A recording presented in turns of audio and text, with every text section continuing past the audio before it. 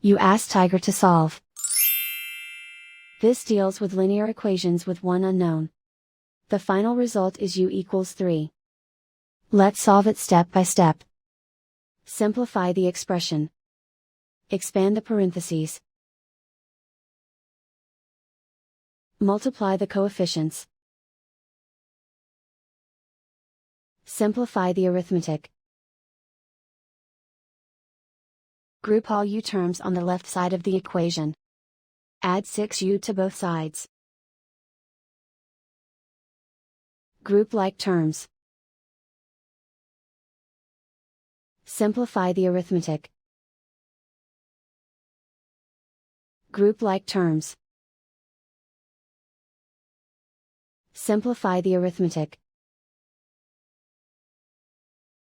Group all constants on the right side of the equation. Add 1 to both sides. Simplify the arithmetic.